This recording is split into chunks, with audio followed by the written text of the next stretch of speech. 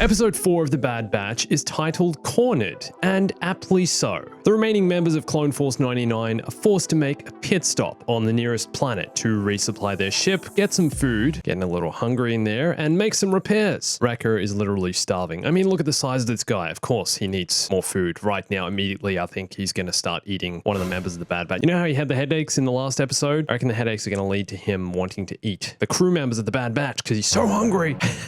Okay, and on this planet, they do indeed get cornered. Well, figuratively anyway. There are a lot of corners in this episode. Here's one here, one here, one here, but I'm not here to point out all the corners. This video is about references, details, and Easter eggs. Hey everyone, it's Andrew. All right, first up, we need to talk about the first word that's said in this episode. Ida Floor. Ida what? Ida Floor, which is a planet the boys describe as uninhabited, making it the perfect place for the Bad Batch to hide. Now, this is the first ever mention of Ida Floor, as far as I know. We've never seen it in any other Star Wars ever. So where is it exactly, and what's there? Well, it seems like the Bad Batch are heading to Florida. Ida Floor is an anagram for Florida. Look. So it looks like the Bad Batch are in for a warm, sunny holiday hideout. Guess it beats being holed up on Camino all over the years. Now, as I said in the intro, before the Bad Batch get to Ida Floor, they need to make a pit stop, and the closest planet is Pantora, which is a planet you might have heard of and seen before. Pantora first appeared in the Clone Wars episode Sphere of Influence. Originally aligned with the Galactic Republic, Pantora was blockaded by the CIS during this episode. The Trade Federation showed up in their system. And the episode was all about rescuing George Lucas's daughter from a kidnapper. Yep,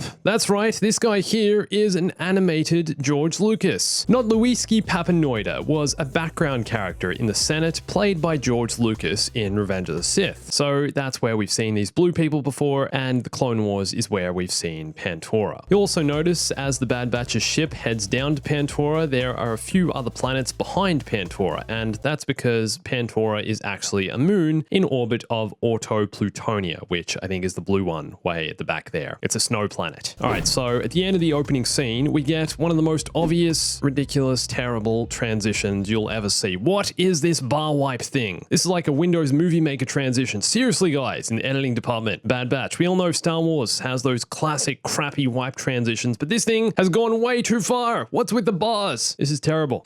Man, who edited this? All right, so the Bad Batch come down and land in this hangar, and then meet this guy here, who looks like an alien Danny DeVito. And at first I was like, this species looks familiar. Oh, wait, hang on. He's Nien Nub. No, he's not Nien Nub, but he is a Celestin, although a lot rounder and pudgier than we're used to. Now, after he heads back inside, he calls a certain someone, who I'll get to in a minute, but we also get his name, Raspar 6, at Row Station. We'll see if either him or his station get mentioned in future episodes or in any other Star Wars media in this ever-expanding galaxy. So Raspar 6 is of course calling Fennec Shand, who's making her first chronological appearance in Star Wars, with the events of The Mandalorian taking place well after the Bad Batch. So she's pretty young here, it would seem. We get a look at her ship, which I feel like I've seen before, but can't identify. Let me know if you recognize this from anywhere. And now Fennec is of course a bounty hunter, a mercenary, an assassin, or some combination of all of these things. And she's searching for a very specific clone, Omega, who it seems has a bounty on her head. Although during the episode, Fennec has no intention of actually killing Omega, meaning whoever Fennec's working for wants Omega alive. More on who that might be in a bit. Also, Fennec is voiced by the same actress who played her in The Mandalorian, Ming-Na Wen, and it seems Fennec will also be appearing in the Book of Boba Fett as she overtook Jabba's palace alongside Boba. Okay, dude, after this scene, there's another crappy bar wipe transition. Come on, guys! Editors, what are you doing with those drag and drop trans? How much worse can it get? Oh.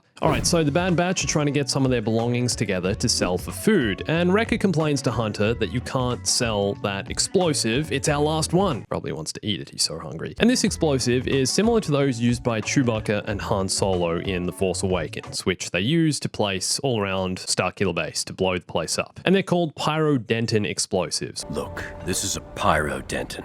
which was canonized in The Force Awakens Visual Dictionary, I believe. There it is, there's the page. You can see it, you can read it. Now, Pantora is basically your budget Coruscant, and what I mean by that is that the city is not as big or rich or illustrious as Coruscant, but still has a lot of speeders and ships buzzing about. There are bark speeders, like the ones the clones used during the Clone Wars. Hunter rides a speeder bike, which makes the same sounds as the Empire's speeders on Endor.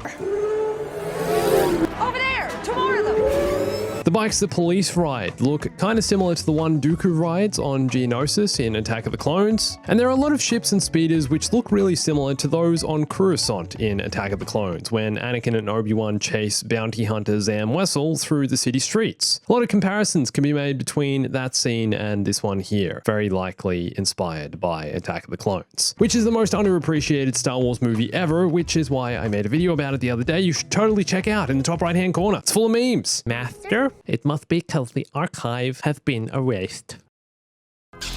Now, there's a lot of Aurebesh around the streets of Pantora, and I thought I'd take the time to translate some of it and see if it actually says anything worthwhile. This here says party food, hot and spicy rancor. Wait, what? They're serving rancor on Pantora? So uncivilized. Also, we see a couple of loth cats, or rather Tuka cats, seeing as though we're not on Lothal here. These are probably the Star Wars equivalent of street cats, seeing as though they're out on the street, living on the street, no owners, just chilling. Now, during this scene, we get a real good look at Imperial propaganda. Even though it feels kind of strange, like not sure why they're doing this, but the residents are applauding and cheering for the Empire. Hunter explains they're celebrating the end of the war. Like I said, Pantora was part of the Republic and are now obviously aligning themselves with the Galactic Empire. Clone troopers march through the streets as a chain code post projects the so-called generosity of the Empire onto the city's residents. Anyway, you might recognize the guy on the hologram. It's Rampart, the same dude from Camino. The dude who's overseeing the new elite squad and campaigning for a transition to conscripted soldiers for the Empire. This dude is the reason stormtroopers become stormtroopers. Alright, so this episode featured a lot of different alien species. We've already seen the Celestin, then there's the shop owner Hunter approaches about selling his gear. This is a Gran, like that pod racer driver. There's an Aqualish we see during the speeder bike chase, just chilling, listening to his tunes. This dude's the same species as Ponda Baba, who loses his arm to Obi-Wan in the cantina on Tatooine. Maybe this is Ponda Baba. There's the native species of Pantorans with blue faces, the George Lucases, and lots more. Okay, so during this scene here, Omega picks up a little clone trooper toy, which is a reference to the toy we see in Rogue One. A Death Trooper picks up a toy stormtrooper on Lamu while searching for Jin. So as Omega gets distracted and runs off from the only people she knows on this entire planet, geez, Omega, pull yourself together and get some common sense. Why are you running off on your own? She makes some new friends. These creatures are called Warpack and are originally from a Star Wars Legends book, but first appeared in Disney Star Wars in Star Wars Resistance, several times too. And when Omega runs up to the Warpacks, she says those two words we're oh so familiar with. Hello there. Now, when Echo fakes it as a droid and is sold to the merchant, when he walks into the back room with the other droids, there's something different about his disguise. It's now equipped with a restraining bolt. These first appeared in A New Hope. Luke takes them off R2 and C-3PO, and Echo removes them from the droids when he gets them to come help repair the Bad Batch's ship. I'm not capable of removing our restraining bolts. That's why I'm the supervisor. And Echo also seems to have removed his after leaving the merchant's place, because it's not on his chest anymore after he leaves. But seeing as though he's not actually a droid, I'm not sure why he even bothered with this. What a waste of time.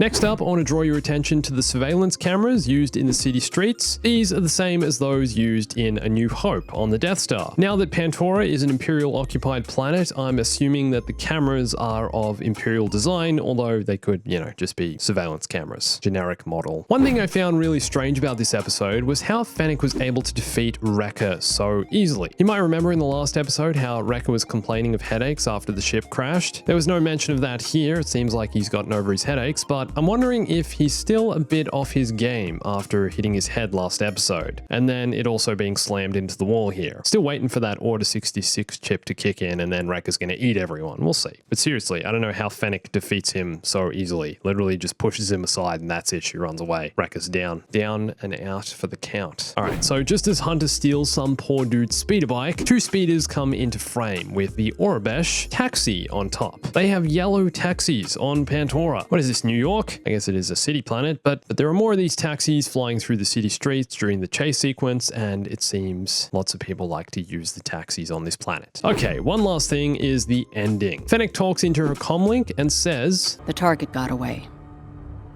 but I'll find her. now, who exactly is she talking to here? It's likely she's working for either the Empire or the Kaminoans. They're the ones who've asked her to go and get Omega, but it's possible she also has an accomplice. And my best guess is that it's Boba Fett. Makes sense, right? Perhaps the Bad Batch will teach us how Fennec and Boba met, and will tie in nicely to the book of Boba Fett, but I guess we'll see about that. Bit of a cliffhanger here though. Who's she talking to? I guess we'll find out soon. So, were there any other details in this episode you noticed that I might have missed? Let me know in the comments. And for more on the Bad Batch, stick around and you can watch one of these videos here for lots more details, secrets, and Easter eggs. And follow me on Instagram, Twitter, and join my Discord for lots more Star Wars gaming, Star Wars news, Star Wars TV shows, updates, everything you want, everything else. And thanks for watching this. My name's Andrew. I'll catch you soon. Stay bombastic.